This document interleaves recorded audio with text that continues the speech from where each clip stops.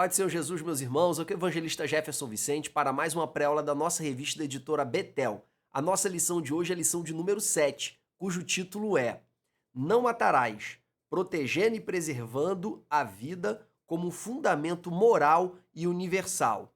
Vamos então fazer a nossa exposição de hoje do sexto mandamento, dos 10 mandamentos, logo após a nossa vinheta.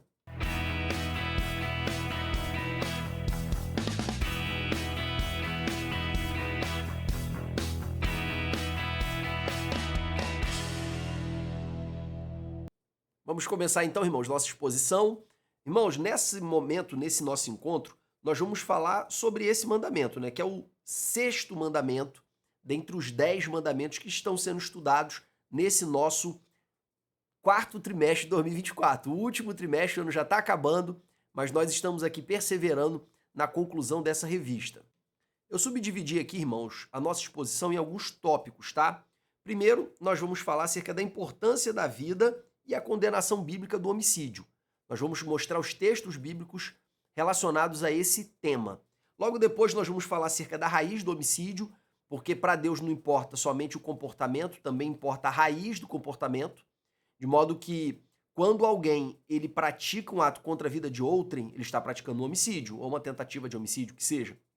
No entanto, quando ele odeia alguém, ele já está sendo homicida no seu coração. Nós vamos falar sobre isso, utilizando como base as palavras de Jesus lá em Mateus capítulo 5.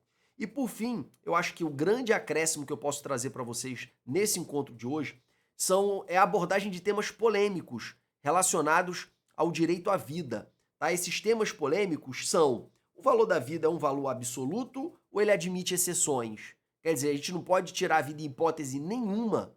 Segunda pergunta, quando começa a vida?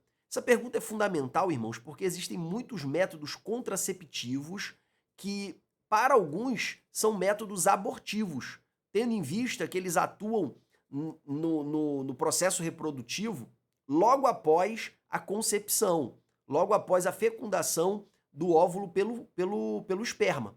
Portanto, seriam métodos contraceptivos para quem compreende que a vida começa com a fecundação, certo? Então nós vamos falar disso também, tá? Próximo, vamos falar também do aborto. Ele deve continuar sendo criminalizado? Que o aborto é errado, todo mundo sabe. Agora, inclusive quem é favorável à descriminalização do aborto, tá? A maioria das pessoas que são favoráveis à descriminalização do aborto, que no Brasil é uma minoria, muitas delas são contrárias ao aborto. Elas são, porém, contrárias também que quem pratica aborto, mesmo sendo moralmente errado, seja punido por causa disso, em razão de outras consequências que a pessoa já sofre quando aborta, tá? Nós vamos abordar esse tema também. Vamos falar se é possível admitirmos hipóteses legais de aborto. O Código Penal estabelece duas previsões, duas hipóteses legais de aborto. Nós vamos falar sobre elas aqui, vamos falar sobre uma terceira prevista na jurisprudência também do Supremo Tribunal Federal. O suicida, meu irmão, o suicida ele pode ser salvo, já que ele está tirando a própria vida? Nós vamos falar sobre isso também, é uma questão extremamente complexa, tá, irmãos? Não é tão simples. Podemos ser favoráveis à pena de morte? Nós, como cristãos, podemos ser favoráveis à pena de morte? Ou seja, a Bíblia fala para a gente não matar, também prevê que o homem foi feito à imagem e semelhança de Deus, que ele passou a ter vida a partir do momento que Deus colocou o ruá dele, o espírito dele dentro do homem. Então, tendo em vista essa aparente sacralidade da vida, nós, como cristãos, podemos admitir a pena de morte? É um tema também controvertido. Bandido bom é bandido morto?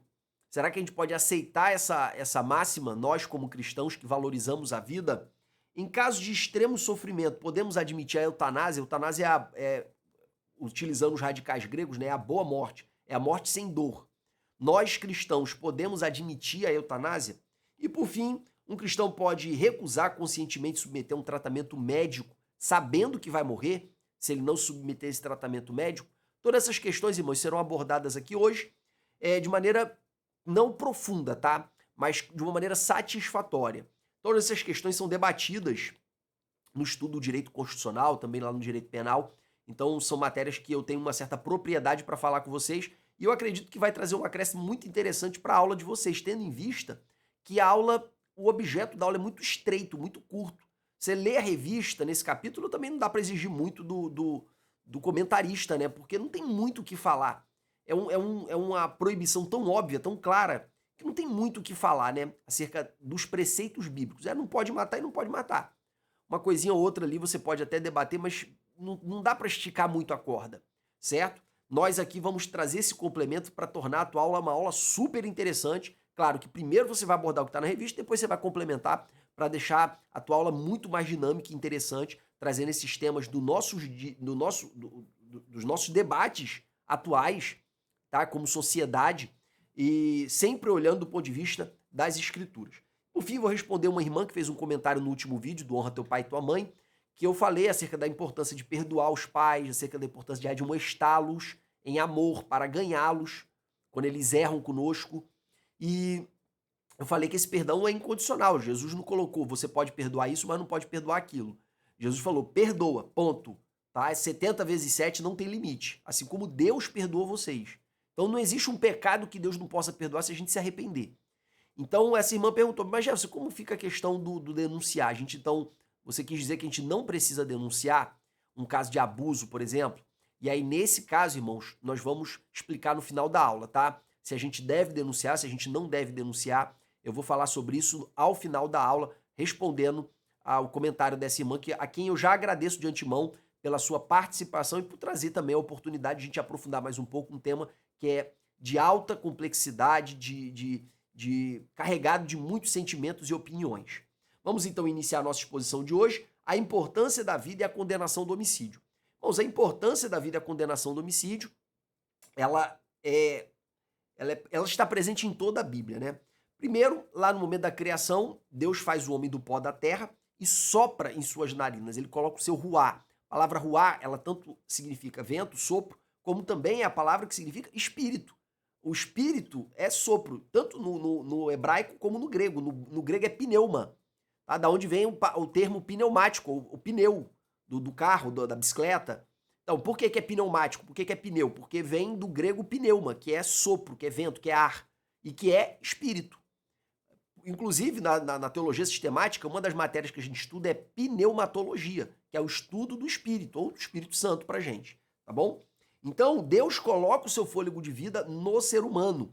A partir desse momento, o ser humano ele foi feito alma vivente, a partir do momento que Deus sopra o fôlego de vida nele. Todos os outros seres vivos, eles foram criados pelo poder da palavra de Deus, mas o ser humano ele foi feito com as próprias mãos de Deus e Deus soprou o seu ruá, o seu espírito dentro do ser humano, e a partir desse momento o ser humano se tornou uma alma vivente. E é por isso, irmãos, pelo fato de nós termos o Espírito de Deus, que nós somos distintos de toda a criação. Nós somos distintos de toda a criação, porque todos os outros seres viventes não possuem o ruá, o Espírito de Deus. Então, quando a gente morre, o nosso espírito volta para Deus, porque foi dado por Deus. E o nosso corpo volta para o pó, porque veio do pó.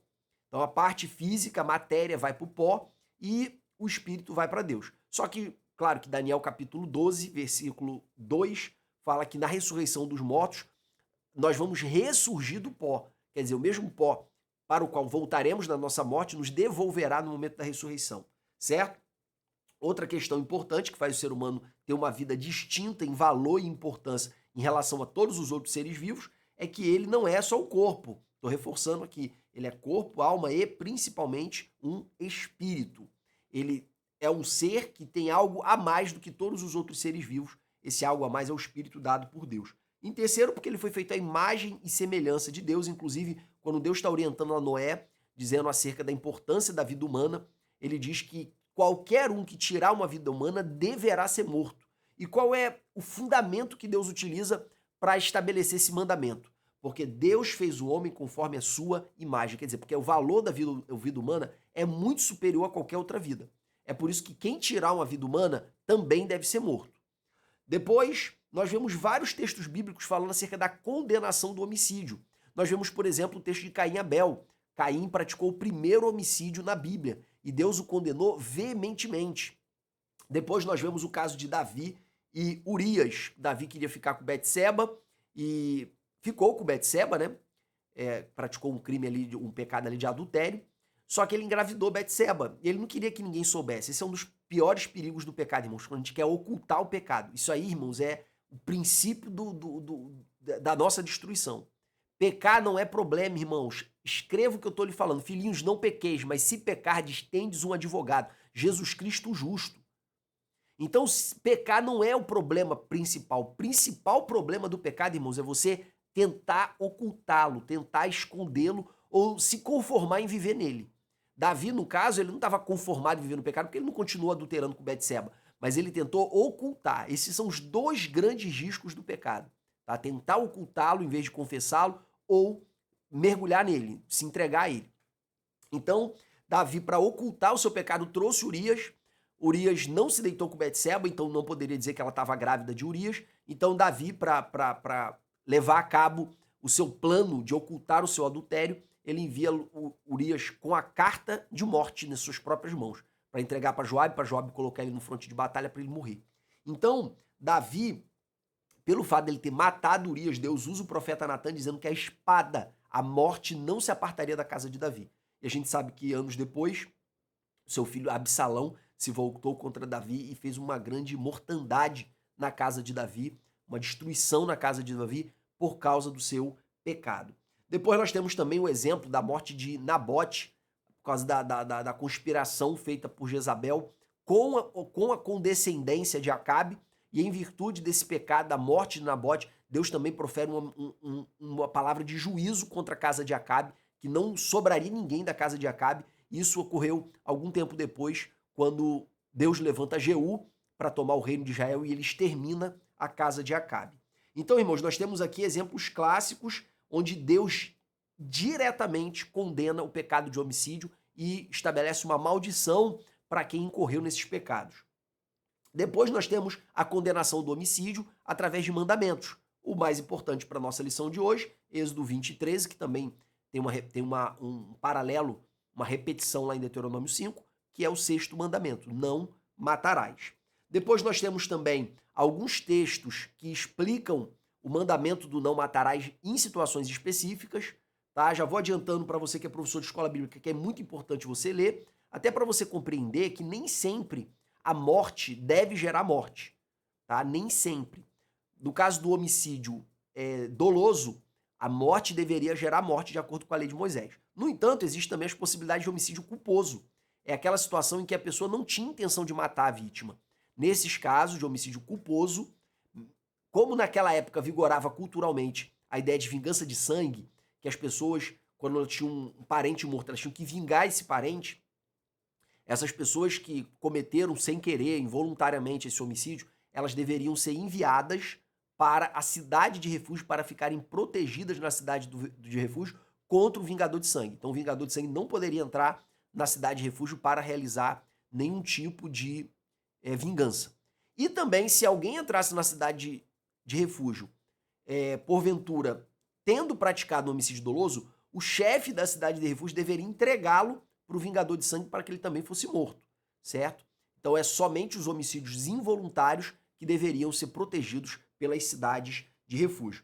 Nós vemos também situações excepcionais em que uma pessoa que matasse o seu escravo seria castigado. Então, nesse caso, não era vida por vida, tá? Você viu a adaptação do mandamento de Deus ao contexto histórico daquele tempo. Vamos lembrar, irmãos, que naquela época não existia escravidão baseada em raça, tá? Ou em cor de pele, que é o termo até mais técnico.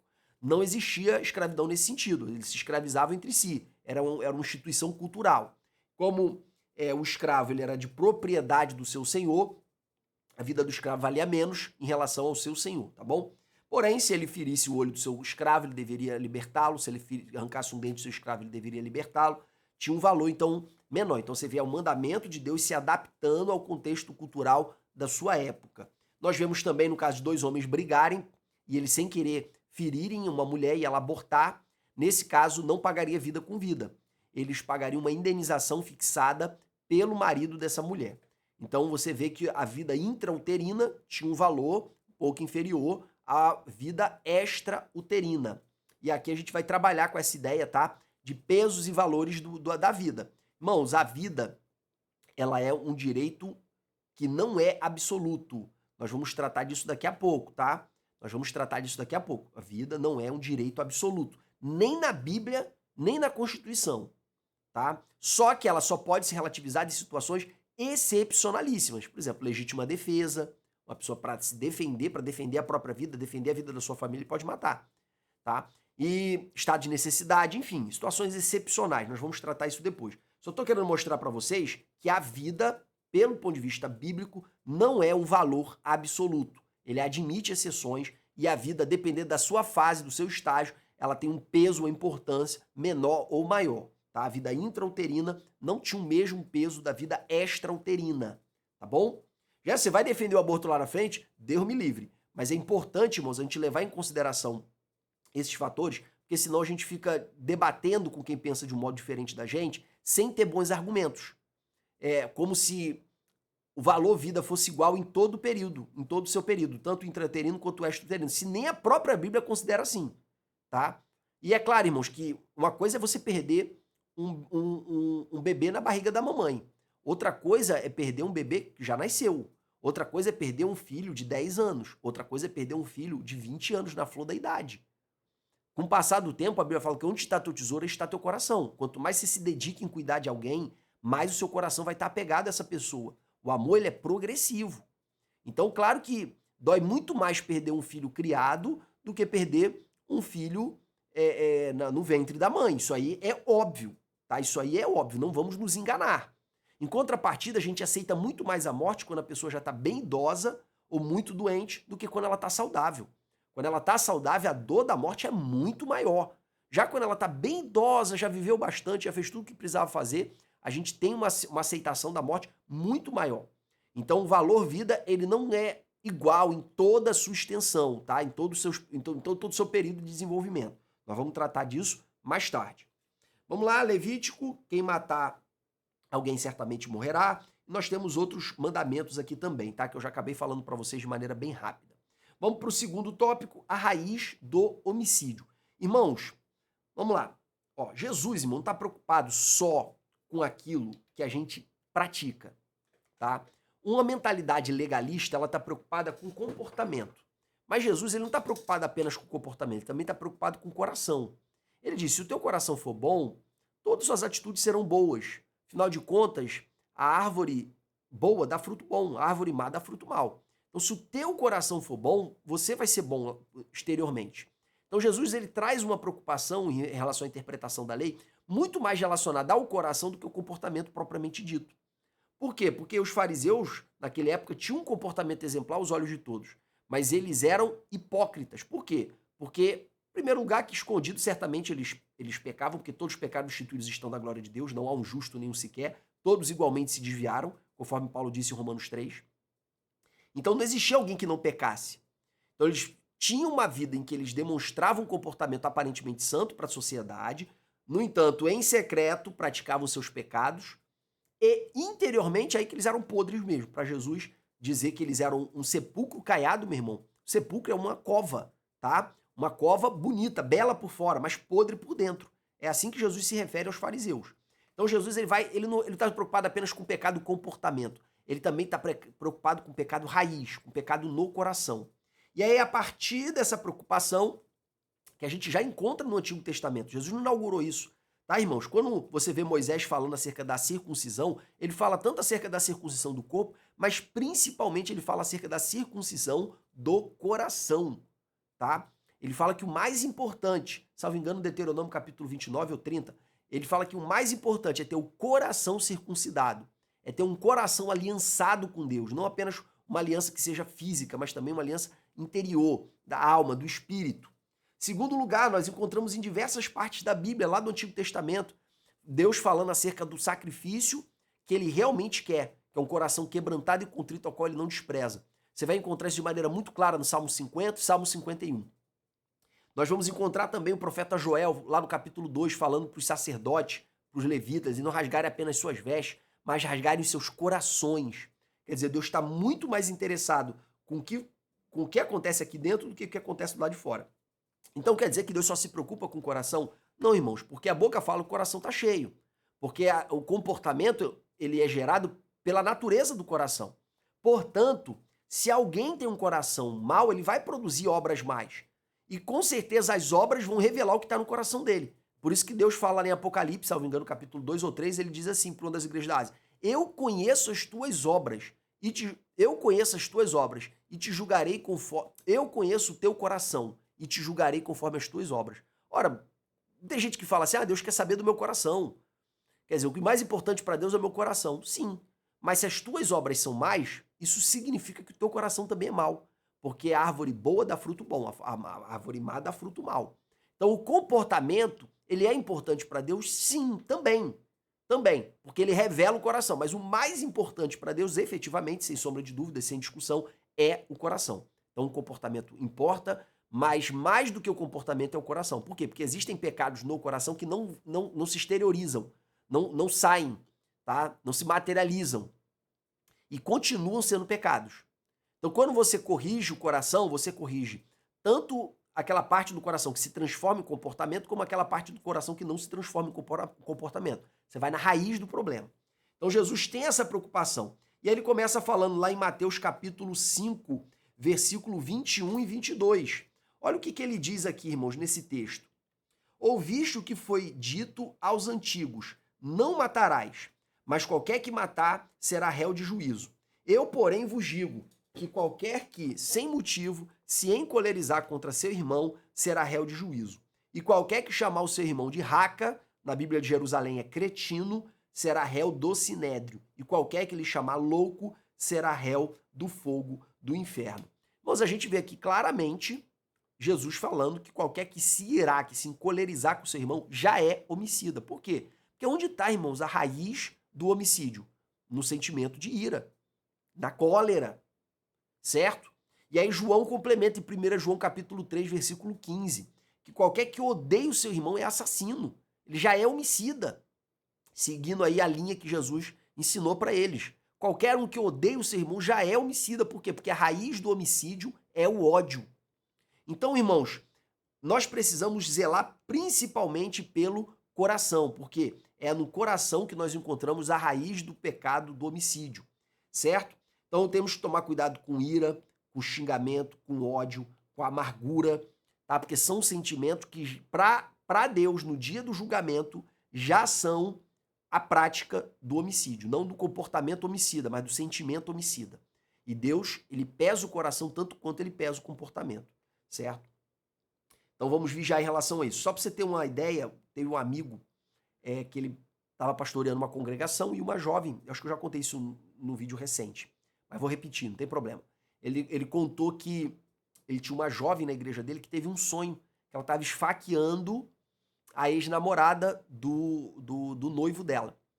E aí o pastor falou com ela, mas seja a primeira vez que você tem esse sonho? Ela, não, tenho esse sonho algumas vezes, eu não quero sonhar com isso, eu acho horrível, eu acordo desesperada, acordo muito mal e tal. E o pastor falou, mas você tem algum ressentimento dela? Aí a menina falou que tinha. Ela nunca desejei a morte dela, mas eu tinha sim um ressentimento dela, porque depois que a gente já estava junto, essa menina voltou a entrar em contato com ele, querendo reatar com ele mesmo, ele já estando comigo. Então, irmãos, ela tinha uma mágoa, ela tinha uma amargura, ela tinha um ressentimento da menina. Mas ela não queria matar a garota, pelo menos conscientemente, mas o seu inconsciente queria. E esse inconsciente se revelou através dos sonhos. Ou o próprio Deus que permitiu que ela sonhasse para ela perceber que ela precisava lutar, não apenas contra o comportamento homicida, mas também contra o sentimento homicida. E aí Deus trabalhou isso no coração dela. Só atenção, irmãos, em relação a como a gente trata, tá? Essa questão da ira, essa questão do ódio, essa questão da amargura. Como que a gente trata? Em primeiro lugar, irmãos, a gente não pode deixar essa raiz de amargura impregnar no nosso ser, tá? A ira, irmãos, é o primeiro sentimento. É a raiva. É a raiva. E aí vem, Paulo ensina, ó, ireis, mas não pequeis. Quer dizer, não transforma essa ira em comportamento. A ira em si já é pecado, já é obra da carne, tá? Mas aqui ele está falando do pecado no sentido de exteriorizar através de comportamento. Não se põe o sol sobre a vossa ira, ou seja, não durma irado. Porque quem dorme irado, acorda amargurado. E aí, quando você sente a amargura ou ódio, o ódio é a amargura mais forte, tá? A amargura é o ódio mais é o ódio passivo. O ódio é a amargura ativa. É a mesma coisa, só que um gera comportamentos, palavras, gera mais atitudes, o outro se desenvolve mais no silêncio. Pelo menos esse é o uso comum das palavras, mas a rigor elas são sinônimas, tá? Então, o que a Bíblia fala para você não deixar nenhuma raiz de amargura brotando te perturbar? Ou seja, não deixa essa raiz se espalhar no seu coração, você tem que matar ela. Tá? E como é que você mata ela? Primeiro, não dormindo irado. Meu irmão, tá com raiva da esposa, tá com raiva do marido, tá com raiva das crianças, resolve antes de dormir. Não se dorme irado, porque quem dorme irado acorda amargurado, acorda com raiva, com ódio, certo? Então, essa é a primeira dica. Segunda dica, você deixou que a raiva se desenvolvesse no ódio ou na amargura. Aí você vai para a segunda etapa, que é o quê? Você tem que ser misericordioso e perdoar. A cura é o perdão. Quem tem uma amargura, quem tem um ódio de alguém que lhe fez um mal muito grande, você só vai se libertar desse ódio, dessa amargura, através do antídoto. Qual é o antídoto para o ódio e para a amargura? O perdão. Tá? O perdão. Sem perdão, não há cura para o ódio e para a amargura. Primeiro, você tem que não deixar ela se desenvolver. Você tem que ficar se policiando. Em segundo, para ela se libertar, você precisa perdoar. E aí, como eu já falei de perdão na outra aula, não vou desenvolver agora, tá? Vamos lá, só para você entender. A amargura, irmãos, e o ódio é um veneno que a pessoa toma imaginando que o outro vai morrer. Então, só faz mal para quem está sentindo. Então, meu irmão, em nome de Jesus, se liberta disso. Na última aula nós falamos sobre isso, acerca de traumas e ressentimentos que as pessoas pudessem eventualmente sentir em relação aos pais, ou ascendentes em geral, avós, enfim. E falei para os irmãos que quem quisesse oração, que podia expor a sua causa para que nós pudéssemos estar orando. 4 irmãs manifestaram o interesse de receber a oração, tá? E eu vou colocar brevemente o nome delas na descrição do vídeo. Eu queria pedir para você, se você puder orar por elas essa semana, ore por elas em nome de Jesus. Amém? Nós cremos, irmãos, que Deus vai devolver o coração dos pais aos filhos e dos filhos aos pais. Nós cremos que Deus vai restituir os relacionamentos. E creio que Deus o fará através do seu espírito curando os corações, capacitando os corações a perdoar. Só que às vezes as pessoas não conseguem. Elas ouvem a palavra, mas não conseguem praticar. Nesse caso, irmãos, somente uma ação sobrenatural de Deus. E nós, como igreja, como corpo, nós podemos auxiliar uns aos outros. Eu vou colocar o nome dessas irmãs na descrição do vídeo. Não deixe de adotar pelo menos uma ou duas, ou quem sabe até as 4. Uma semana orando por elas, uma semana. Em nome de Jesus, eu creio que Deus vai dar vitória para as servas dele. Porque Deus, irmãos, ele não está interessado apenas em nos dar ordens, em nos dar mandamentos. Ele também está interessado em nos curar, nos libertar, para que a gente possa viver a plenitude da vontade dele para as nossas vidas, tá? Então, se você vai participar dessa corrente de oração, se você vai participar desse grupo de pessoas, de intercessores que vão orar por essas 4 irmãs, eu te peço para você colocar aqui na descrição do vídeo, tá? Eu vou participar, eu vou orar, tá? E você, em nome de Jesus, ajude a orar por essas irmãs. Vamos continuar. Outros versículos sobre ira. Aqui fala outros textos também que eu não vou desenvolver, tá? Só esclarecer uma questão que foi colocada também na revista, que nem toda ira é maligna, tá, irmãos? Deus, ele se ira. Só que a ira de Deus é contra a iniquidade, contra a injustiça, contra a maldade.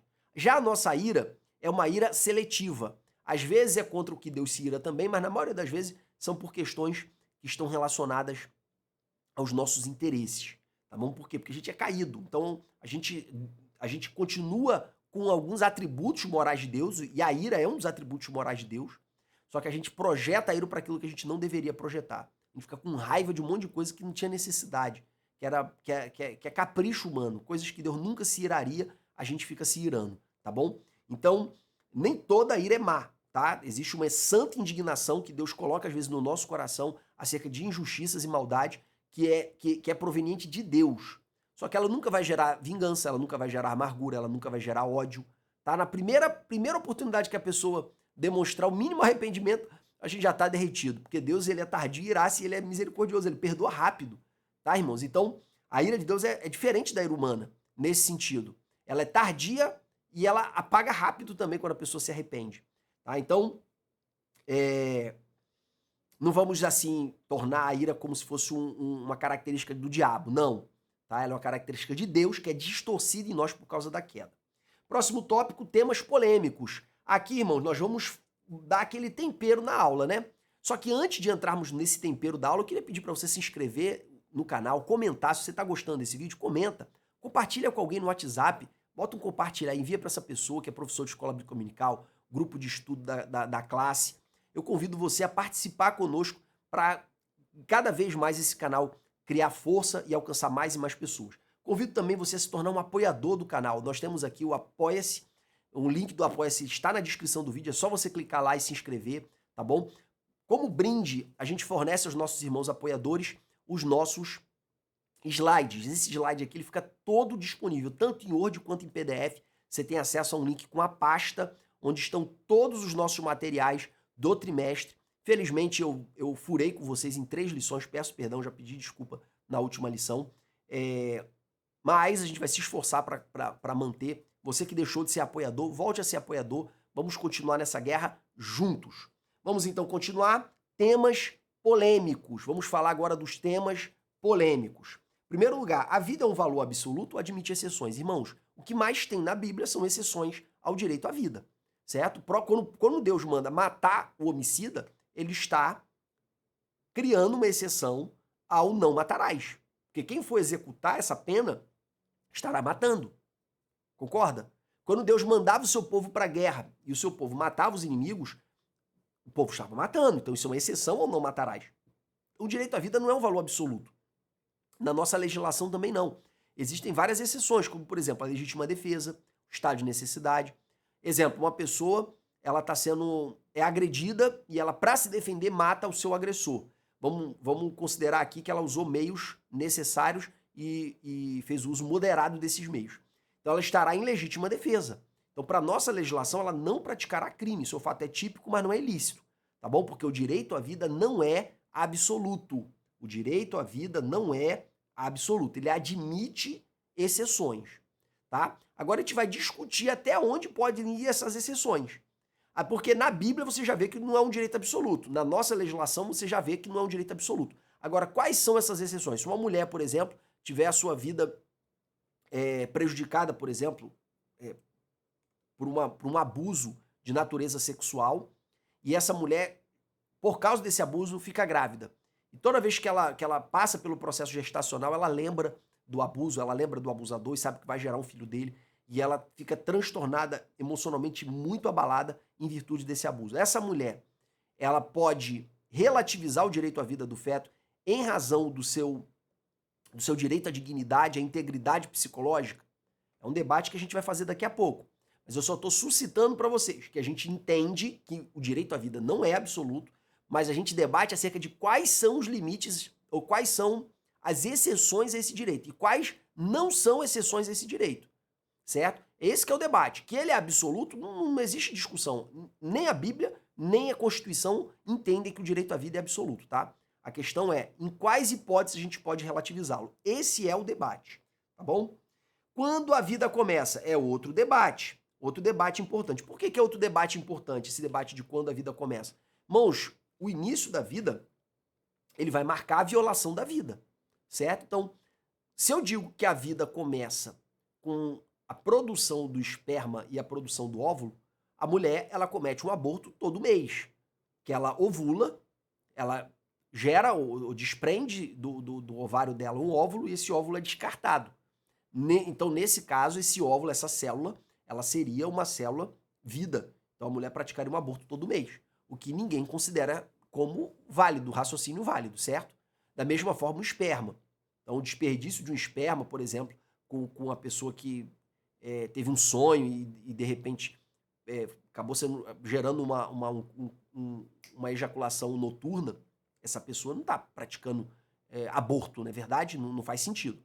Então, eu acredito que praticamente ninguém entende que a vida começa com a produção do esperma e do óvulo. Então, essa parte aí é uma questão que fica até distante de qualquer debate. Segunda hipótese, e essa hipótese é defendida para a maioria dos cristãos, tá? Que a vida começa com a fecundação do óvulo. É quando o esperma se encontra e entra dentro do óvulo. O momento da fecundação seria o momento do início da vida. E, posteriormente, nós temos uma tese posterior, que diz que a vida começa com a nidação. O que é a nidação? Quando o feto, ele fecunda, com o esperma... Deixa eu colocar aqui para vocês. Ó, aqui está o óvulo. Quando o esperma fecunda o óvulo, esse esperma, esse óvulo fecundado, ele ainda não é uma vida viável. Ele só é uma vida viável no momento que esse óvulo ele se acopla a parede uterina. Quando ele se acopla à parede uterina. Esse fenômeno do ovo, do óvulo fecundado, se acoplar à parede uterina, a gente chama de nidação. Então, é na nidação que nós temos a vida viável. Tá? De acordo com o entendimento do Supremo Tribunal Federal, seria o momento inicial da vida. Outras correntes dizem que a vida começa com o desenvolvimento do sistema nervoso central, que se dá a partir do 3º mês de gestação. Então, até o 3º mês de gestação não teria vida ainda, tendo em vista que não existe ainda o desenvolvimento do sistema nervoso central. Tá? E, por fim, uma última corrente que ninguém adota é a corrente natalista, que a vida começa a partir do nascimento. Tá? Então, vem essa questão é importante, irmãos, por quê?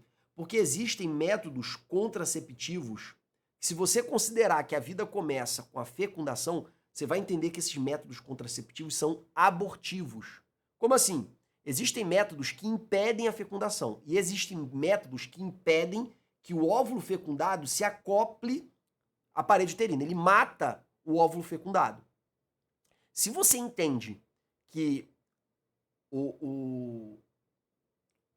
a vida começa com a fecundação, você vai entender que o uso de DIU é um método abortivo. Se você entende que a vida começa com a fecundação, você vai entender que outros métodos, como por exemplo a pílula do dia seguinte, é um método abortivo. E existem tantos outros. Eu não sou da área da saúde, eu não tenho gabarito para falar com vocês sobre todos os métodos contraceptivos.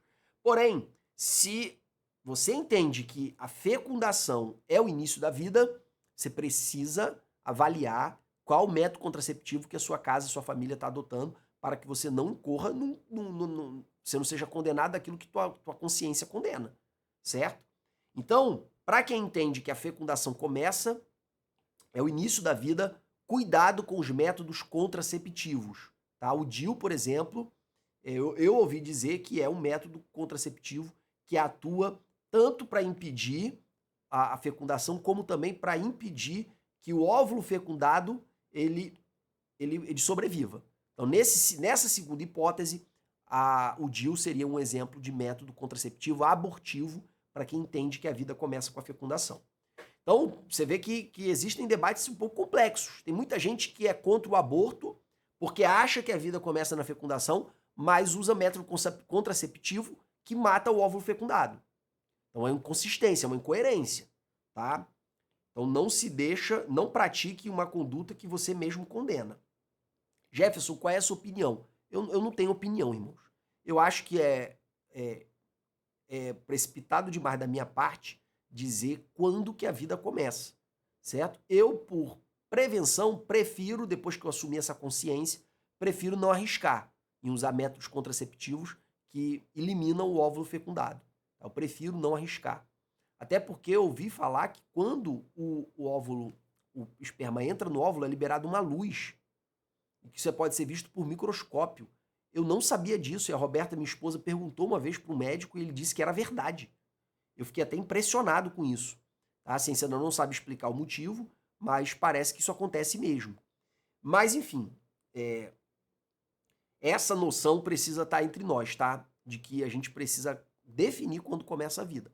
Eu procuro não fazê-lo, tá? Eu acredito que entre a fecundação e a nidação, em algum momento ali começa a vida, mas eu não acredito que é depois da nidação, tá? A nidação acontece nos primeiros dias, tá bom, irmãos? Eu não acredito que acontece após a nidação, tá bom? Mas na dúvida, eu procuro, eu não utilizo métodos contraceptivos com a minha família que possam eventualmente descartar o óvulo fecundado. Vamos lá, a próxima. O aborto deve ser criminalizado? Irmãos, quando a gente debate se o aborto deve ser criminalizado ou não, a grande questão não é se o aborto é certo ou errado. A maioria das pessoas, não todas, tá? Tem algumas feministas muito radicais que consideram que o aborto é algo certo, que é o corpo da mulher, meu corpo, minhas regras, e acham que isso é um direito absoluto, em detrimento da vida do feto. Eu não estou falando dessas, tá? Estou falando de pessoas que realmente acreditam que o aborto ele é moralmente errado, que o aborto ele não é uma prática correta, No entanto, também são contrárias à criminalização da mulher que aborta, porque, de acordo com essa corrente, com esse pensamento, as mulheres que abortam não abortam por descaso com a vida, nada disso. É um desespero tão grande que acabam abortando. Tá? E que essas mulheres, com medo da criminalização, não procuram hospitais, não procuram atendimento médico e muitas delas morrem. Mas é óbvio que as feministas inflam absurdamente os números das mulheres que morrem. Já ficou, se você olhar os números, você fica assim, meu Deus do céu, se essa quantidade de mulher mesmo morresse, tinha acabado as mulheres do mundo. Porque elas falam que, sei lá, 100 mil, 200 mil. Eu peço perdão por não ter me preparado devidamente para expor essa questão específica, tá? Mas as feministas apontam uma estimativa assim absurda de mulheres que morrem por fazer aborto clandestino e se elas fizessem legalmente, elas sobreviveriam. Então, no momento que você proíbe, que você criminaliza o aborto, você expõe a vida dessas mulheres a risco, tendo em vista que elas não vão parar de abortar. Então, esse é o debate. Então, ela fala, o aborto é errado, mas a criminalização do aborto gera um efeito colateral pior do que a não criminalização. Então, você preserva mais a vida, no caso a vida da mulher, não criminalizando do que criminalizando. Que o ideal seria criar políticas públicas para incentivar as mulheres a terem seus filhos e não criminalizar aquelas que decidem interromper a gestação. E aí, irmãos, eu acho que, no ponto de vista acadêmico, o debate é válido. Você tem uma tentativa de um grupo de, em nome de um argumento consequencialista, em nome de um argumento utilitarista, que leva em consideração a consequência final, que é várias mulheres que praticam aborto e morrem por causa disso, e se elas tivessem feito o aborto legalmente, elas não teriam morrido. Existe sim esse ponto de vista, só que existe também um argumento de princípio. Ora, por mais que a consequência seja negativa, temos que proteger a vida. E uma das maneiras de proteger a vida é a criminalização. Isso é inegável. É inegável. Muitas mulheres efetivamente deixam de praticar aborto porque elas têm medo. Então, a gente não pode relativizar a prática de um crime contra a vida só porque algumas mulheres morrem em decorrência disso. É como se você dissesse que a vida da mulher é mais valiosa do que a vida do feto. E outra coisa, no momento que você legaliza, você multiplica os casos de aborto. As feministas dizem que não multiplica coisa nenhuma. Mas, meu irmão, pelo amor de Deus, muita mulher não pratica aborto porque ela não tem acesso à clínica legalizada. Se ela tivesse, ela praticaria. Então, queridos, eu entendo esses argumentos, tá? Utilitaristas, consequencialistas, de que no frigir dos ovos, no final das contas, você também estaria preservando a vida ao descriminalizar. Mas eu não concordo com esses argumentos. Eu acredito que a proteção da vida não pode ser insuficiente. E uma das maneiras de proteger a vida do feto, da vida intrauterina, é a criminalização. Doa a quem doer. Para proteger o vulnerável, porque nessa relação, o vulnerável, o desprotegido, é o ser vivente intrauterino. Ele é o vulnerável nesse contexto. Agora, igreja, a gente não pode se tornar militante político e ficar num combate pela manutenção da criminalização do aborto e não fazer nada pelas mulheres que estão no drama de comprometerem os seus sonhos, de fazer uma faculdade, de ter um bom emprego, porque engravidaram quando jovens. E a igreja não ter nenhuma proposta de auxílio, de amparo para essas mulheres. Pelo contrário, às vezes a jovenzinha da igreja sai com o namorado, faz o que não deveria fazer, rompe ali o compromisso de santidade e ela engravida e ela é escanteada. Tem igreja que é tirada do departamento. Não, agora ela é mulher. E aí tira ela do departamento, encosta ela. Quer dizer, as amizades dela, as amigas dela estão todas no departamento e ela fora. Qual vai ser a consequência? A consequência é que ela, escanteada, vai cada vez mais querer sair do convivência. Ela já está sendo escanteada, para botar os dois pés para fora não custa nada. Então, irmãos, a gente tem que disciplinar em amor. Disciplinar em amor. A disciplina tem por objetivo a restauração. A disciplina não tem por objetivo a exclusão e a punição. Por quê, irmãos? Porque o castigo que nos traz a paz estava sobre Cristo. Ele levou sobre si a punição pelo nosso pecado. Então, o papel da igreja não é punir ninguém. O papel da igreja é disciplinar para que os comportamentos pecaminosos não se sintam confortáveis para se multiplicar. A disciplina tem por objetivo o bem da pessoa. Então, queridos, a gente não pode transformar a nossa luta pela vida exclusivamente por uma luta de criminalização. Isso aí, irmãos, é uma abordagem equivocada, é uma abordagem errada, tá? Tem muito crente que está transformando a sua luta pela vida em uma luta meramente política. E aí toda a luta dele pela vida é uma luta contra a descriminalização do aborto. E a gente não pode limitar a nossa luta em proteção à vida a isso. É pequeno demais, é pouco demais. Punir a mulher que abortou é muito pouco para proteger a vida. A gente precisa ir além. Amém? Próximo passo. É possível admitirmos hipóteses legais de aborto? Irmãos, aqui nós temos um debate relacionado às possibilidades previstas no Código Penal para o aborto legal, tá? Que é o caso de risco de vida à mãe. Aqui você tem uma ponderação entre vida e vida, e aí a vida extrauterina, irmãos, vale mais do que a vida uterina. Inclusive, a gente encontra isso lá no livro de Êxodo, quando ele diz que quando uma pessoa matar a outra, a pessoa que matou deve ser morta. No entanto, se elas estiverem brigando e atingirem uma mulher e ela perder o seu bebê, não vai ser vida por vida. Se a mulher morrer, vai ser vida por vida, mas se o feto morrer, se a vida intrauterina morrer, não vai ser vida por vida. Porque a vida intrauterina ela tem uma importância menor do que a vida extrauterina, de acordo com a ponderação da própria Bíblia. Então, nesse caso, irmãos, para defender a vida da mãe, da gestante, isso são situações raras, tá? Você tem sim, se for necessário, tem sim a possibilidade de comprometer a vida intrauterina, tá bom? Então, queridos, essa hipótese, para mim, parece clara. Uma segunda hipótese que é objeto de debate é no caso de estupro, no caso de abuso sexual. Nesse caso, a possibilidade de aborto legal também seria moralmente aceita do ponto de vista cristão. Quer dizer, uma mulher que foi violentada, ela pode remediar o seu problema, que não é um remédio, né? Abortando.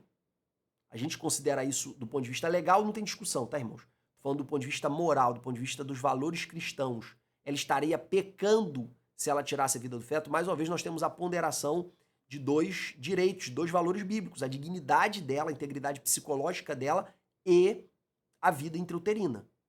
Nesses dois casos, qual o valor que prevalece? E aí, irmãos, o que eu entendo?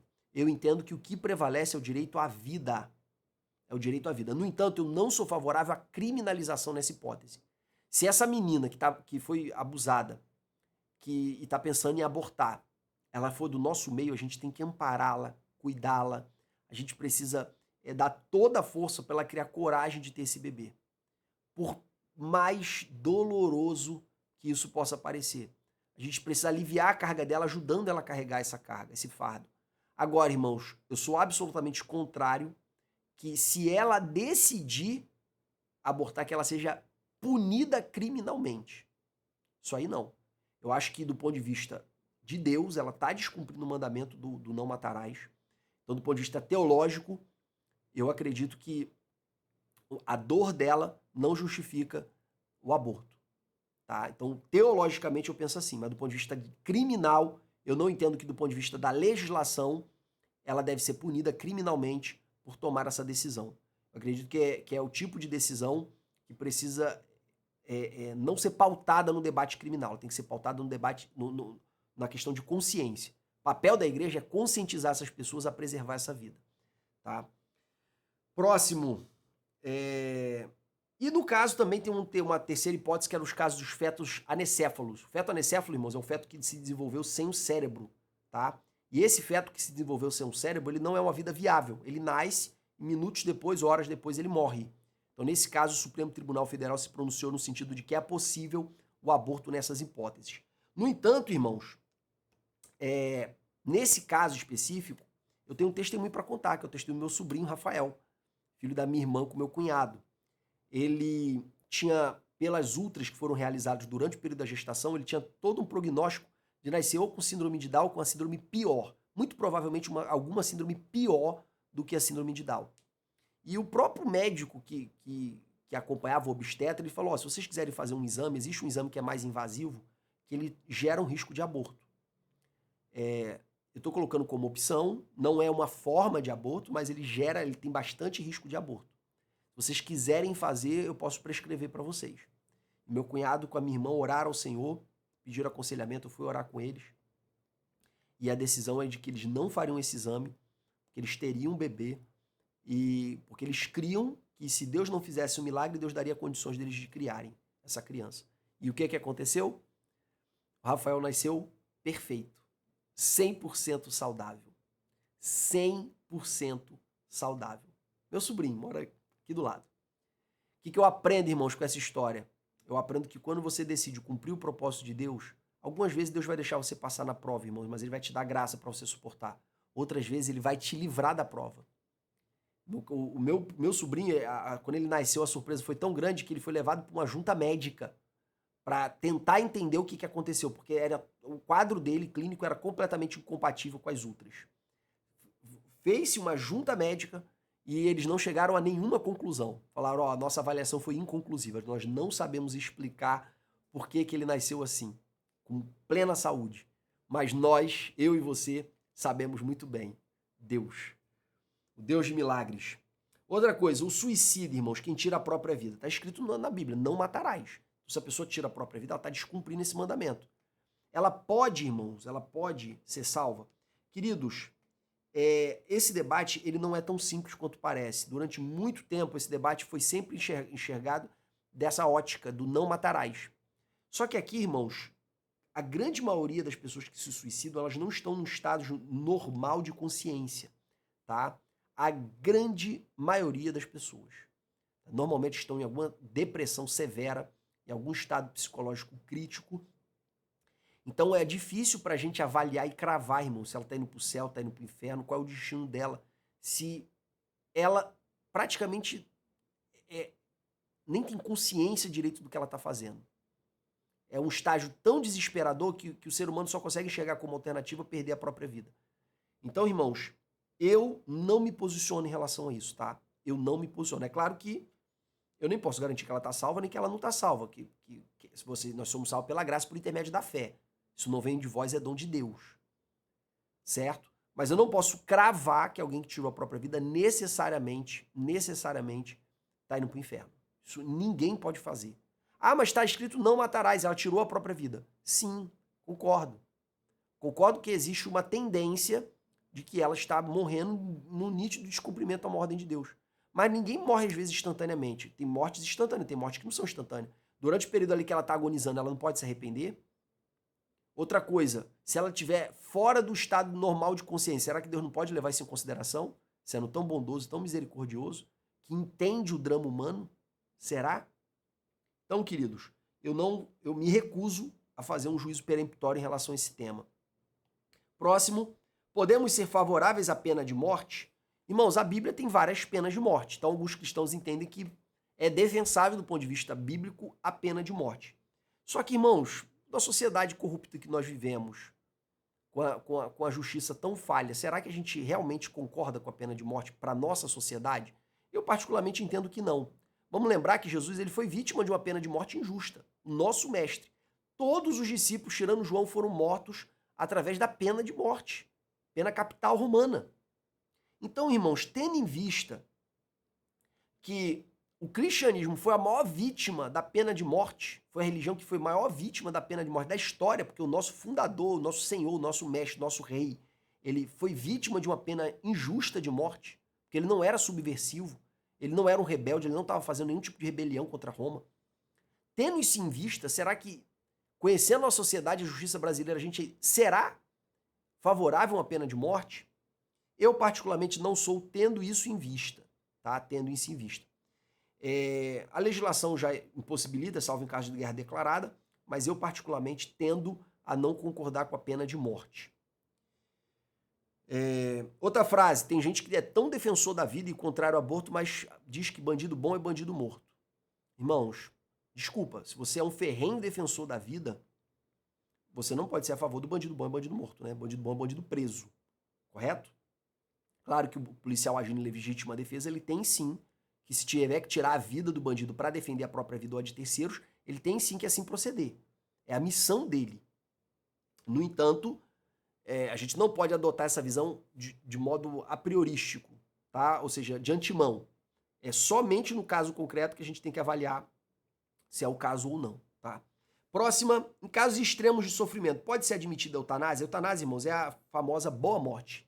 O prefixo euta vem do grego de boa e násia de morte, tá? Então seria a boa morte, a morte sem dor. E aí quem aplicaria essa eutanásia? Um terceiro, que, por exemplo, aplicaria uma injeção letal. Seria uma forma de eutanásia, uma morte sem dor. Irmãos, no nosso ordenamento jurídico isso não é admitido, do ponto de vista da nossa fé isso também não é admitido, porque isso é descumprimento do não matarás, certo? Agora, eu penso que é uma situação distinta quando um cristão está, por exemplo, com a doença grave, e ele não quer se submeter a um tratamento. Ele acha que, bom, se não existisse esse tratamento, eu ia morrer da mesma forma. Tá? Eu estou doente, estou com câncer terminal e tal, por que eu vou me submeter a esse monte de tratamento que não tem perspectiva de me curar? Eu já vivi o suficiente, já adorei a Deus. Se Deus quiser me levar, ele leva. Se ele quiser me curar, eu estou aqui, estou pronto para ser curado. Mas eu não quero que os homens, os seres humanos, continuem intervindo para estender uma vida que eu não quero ter mais. Então, nesse caso, dessa pessoa que desistiu dos métodos de tentativas de cura da sua enfermidade, eu não acredito que haja aqui um atentado contra a vida, propriamente dita. Tá? Não acho que há um atentado contra a vida. Se ele estiver lúcido, tá? Lúcido, capaz. Tá? Não estou falando de uma criança, estou falando de alguém que está com problema psicológico, estou falando de uma pessoa lúcida. Tá? Se ela entende que já viveu o suficiente e tal e não quer continuar sofrendo com um monte de tratamento, eu não vejo nenhum problema nisso. Até porque ela não está matando ninguém e ninguém está matando ela. Correto? Então, irmãos, esses são alguns assuntos que eu trouxe para debate e eu finalizo esse vídeo de hoje falando acerca da resposta aos comentários do último vídeo. Primeiro, aquelas 4 irmãs que colocaram seus nomes, pedindo oração, que estão aqui na descrição do vídeo para você me ajudar a orar por elas. E eu quero que você coloque aqui nos comentários, eu vou orar, tá? Eu vou orar, pode contar comigo em oração. Coloque aqui nos comentários, para essas irmãs se sentirem acolhidas. Irmão, se tiverem 2, 3 pessoas só fazendo isso, eu vou ficar muito triste, tá? Por favor, você que assiste a nossa aula, se comprometa, em nome de Jesus, com os outros professores e os outros irmãos que assistem também. Vamos orar por eles em nome de Jesus. Então coloca aqui, eu quero ver bastante comentário e quero que você efetivamente ore, tá? Para essas irmãs alcançarem a vitória delas. Vamos lá, resposta aos comentários do último vídeo. Eu vou responder um só, que é o comentário daquela irmã que disse, que me questionou se no caso de abuso, o que eu estava querendo dizer que não precisava denunciar. Irmãos, olha só, se a pessoa que abusou, ela continua representando um risco, tá? Atual ou iminente, um risco próximo, por exemplo, abusou de um adolescente. E a adolescente continuou morando na mesma casa dele. Irmãos, é óbvio que esse cara, ele tem que ser denunciado. Essa adolescente em Deus, e falo isso com temor e tremor, ela precisa buscar em Deus força no Espírito Santo para perdoar. Porque ela precisa perdoar, ela não pode deixar essa raiz de amargura ser desenvolvida no coração dela, esse ódio, esse trauma sendo arraigado dentro da consciência dela. Ela precisa perdoar em Cristo, como Cristo nos perdoou. Ela precisa perdoar também. Mas se representa um risco atual ou futuro próximo, ela precisa denunciar. A mãe precisa. E a igreja precisa amparar, irmãos. A igreja precisa amparar. Outra coisa, ele pode não representar um risco para a vítima, mas ele pode representar risco para outras crianças ou outras mulheres. Tem que ser denunciado, irmãos. Tem que ser denunciado. E outra coisa, você tem que partir do pressuposto que ele representa um risco. Agora, em situações excepcionalíssimas, em que essa mulher, ou esse homem, que pode ter sido um abuso também contra o homem, essa pessoa que foi abusada por um pai, por um avô, por uma mãe, não sei, ela, além de perdoar, se ela quiser não denunciar, mas ela já é adulta, ela já não está mais debaixo da influência nem do controle, a pessoa que o fez, não o fez de um modo muito que caracterize uma tendência de reprodução. Às vezes a pessoa fez um ato impensado e depois se arrependeu firmemente, dando indícios, irmãos, para quem está observando, para uma consciência guiada pelo Espírito, de que essa pessoa nunca mais fará aquilo novamente, com mais ninguém. Se nessa hipótese, quem foi abusado pode escolher denunciar ou não. Mas olha só, tô falando de uma situação que não existe mais nenhuma hipótese, nem remota, desse abuso se repetir e dessa pessoa também não abusar terceiros. Tá? Porque normalmente quem abusa um, abusa mais, irmãos. Tem que denunciar, irmãos. Tem que denunciar. A hipótese de não denunciar é excepcionalíssima e tem que partir da vítima essa decisão. Tá? Terceiros, não pensem duas vezes. Não pensem duas vezes. Tá? Não pensem duas vezes. Tá bom?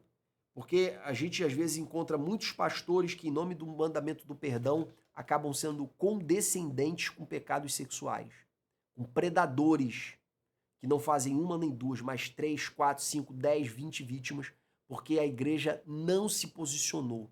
A gente, irmãos, precisa ser ovelhas de Cristo, mas leões para proteger as ovelhas de Cristo. A gente precisa ser, não pode ser mercenário quando o lobo vem e sai correndo. Não, a gente tem que enfrentar o lobo. A gente tem que enfrentar o lobo. Então, pastores, em nome de Jesus, se posicionem. Que Deus abençoe a todos, que vocês possam dar uma aula abençoada, sejam muito usados por Deus, em nome de Jesus. Amém.